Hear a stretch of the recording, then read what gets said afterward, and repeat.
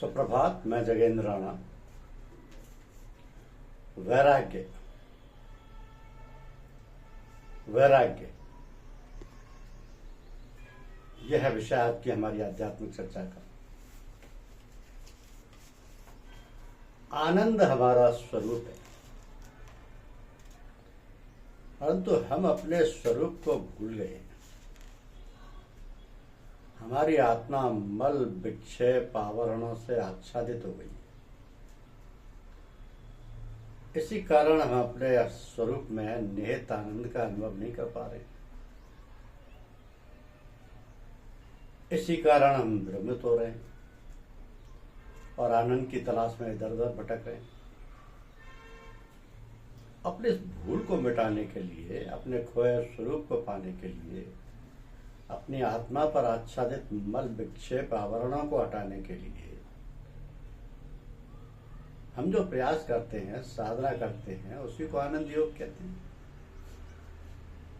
तो आनंद योग की साधना है अपनी आत्मा में निहित आनंद या परमानंद की उपलब्धि, जिसका सत्संग में अनुसरण किया जाता है।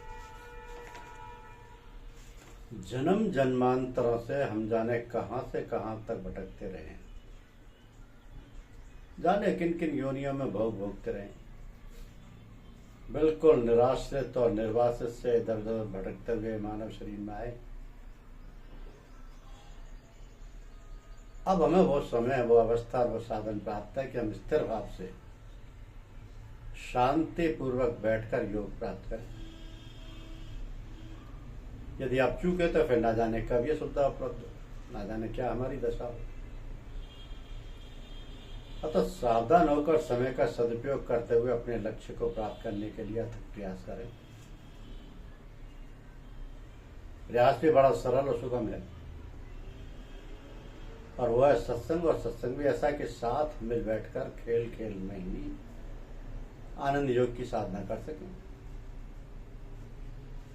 आवश्यकता केवल एक ऐसे साथी, मार्गदर्शक या गुरु की है जिसके साथ सत्संग करके और जिसके बताए मार्ग पर चलकर हम सहज ही में लक्ष्य को प्राप्त कर लें। और ये कार्य भी कोई कठिन नहीं है। चाहने वाले को, खोजने वाले को सब कुछ मिल ही जाता है,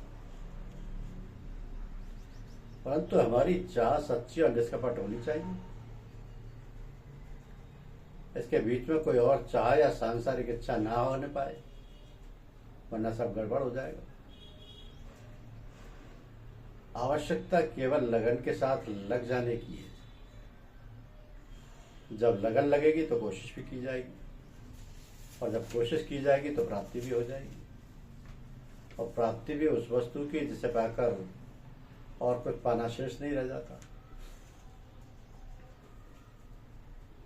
तो उस अवस्था में पहुंच जाना और वहां स्थित प्राप्त करके रस बस जाना ही आनंद योग का लक्ष्य है।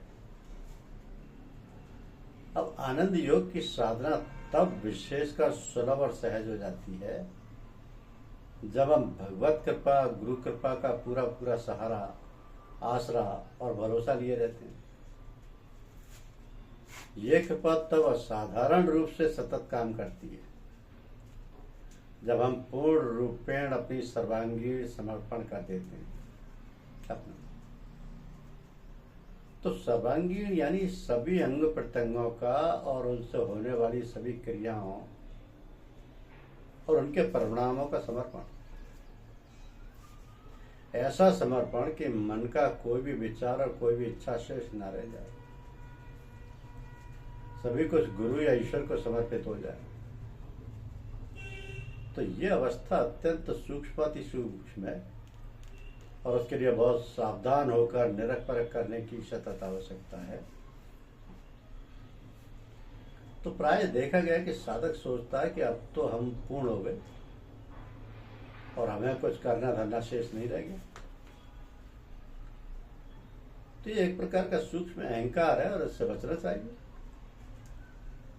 इसके लिए हमें अपने आप को कभी खाली नहीं रहने देना चाहिए और अपने अंतर में दीनता बनाए रखते हुए अपने विचारों का क्षण प्रति क्षण समर्पण करते रहना चाहिए। जब तक शरीर है तब तक गिरने का भय है। अतः बहुत सावधानी और जागरूकता की जरूरत है। काम, क्रोध, लोभ, मोह, मद और मत्सर रूपी चोर डाकू चारों ओर घूमते रहते हैं और अपना काम करने की फिराक में रहते हैं। जहां भी हम थोड़ा सा असावधान हुए, जहां न थोड़ा सा भी मौका मिला, ये हम पर सवार हो जाते हैं और अपना काम कर जाते हैं।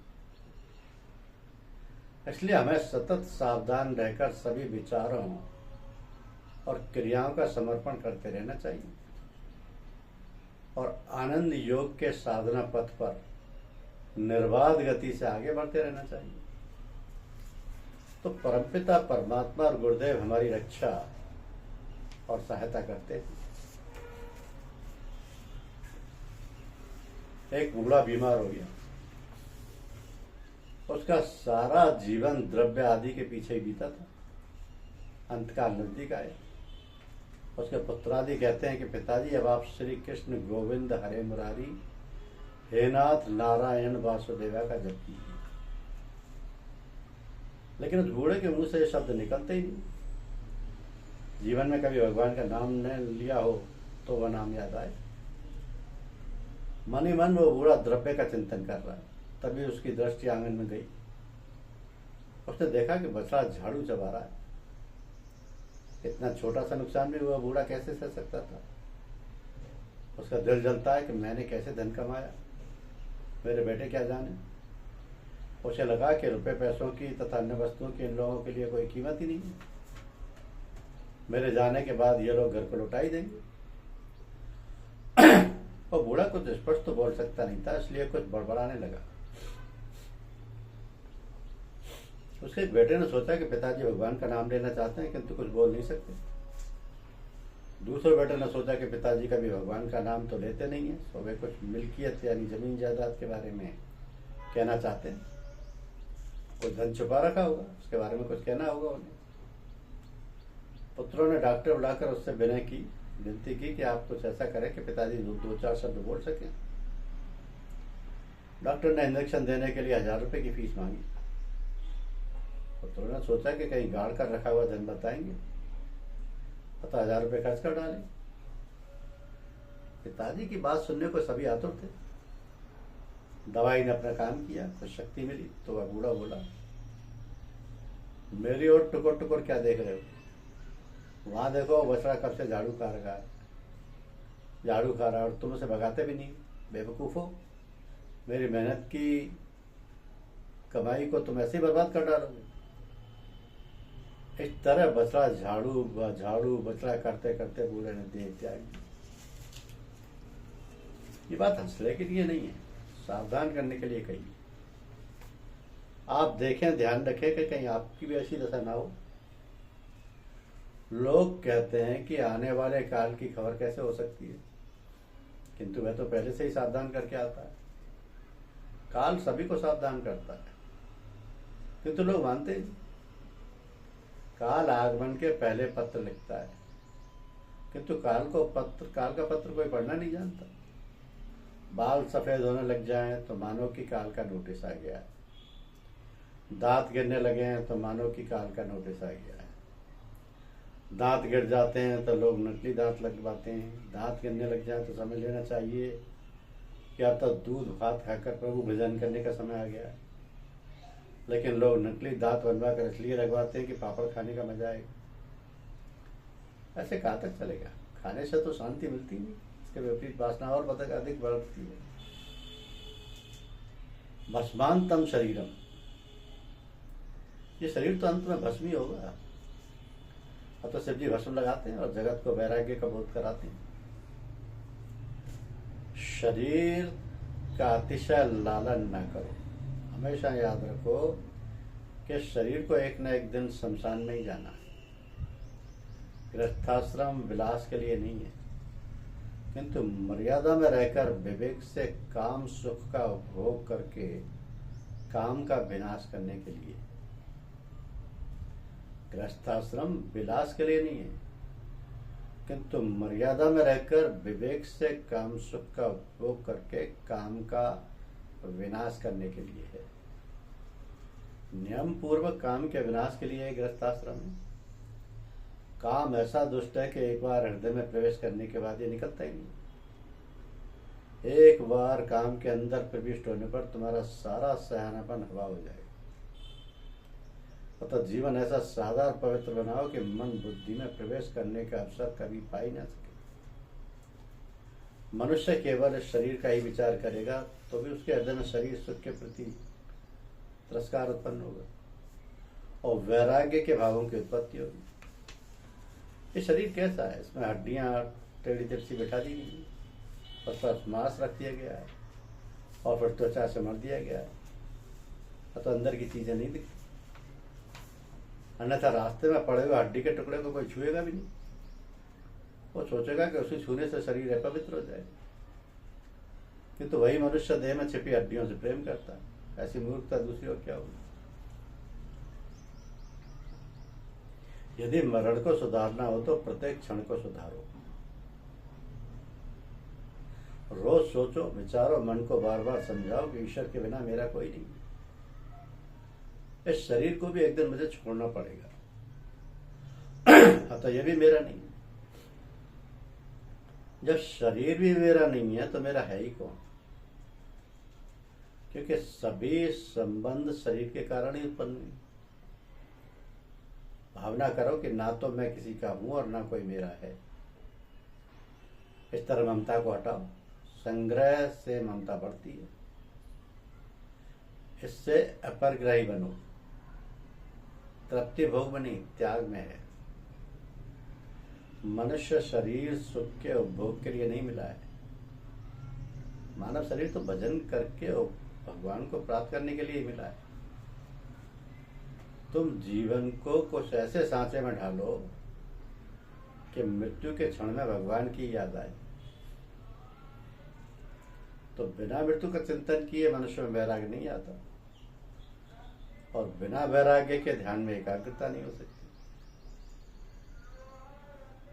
तो ईश्वर का चिंतन ना हो सके तो भी कोई बात नहीं, किंतु संसार का चिंतन तो कभी करना ही नहीं चाहिए।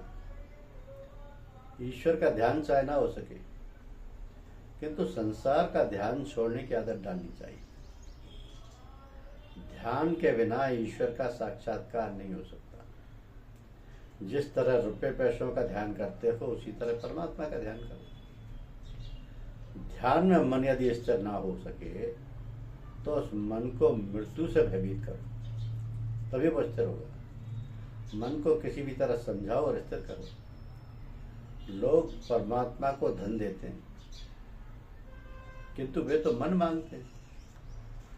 व्यवहार तो करो किंतु भगवान में मन रखकर करो। संसार के व्यवहार करते समय भी हमेशा संसार का स्मरण भी करते रहो। जगत के पदार्थ में आसक्ति ना रखो, इसी में तुम्हारा कल्याण है। जगत के पदार्थों में आसक्ति नहीं होनी चाहिए।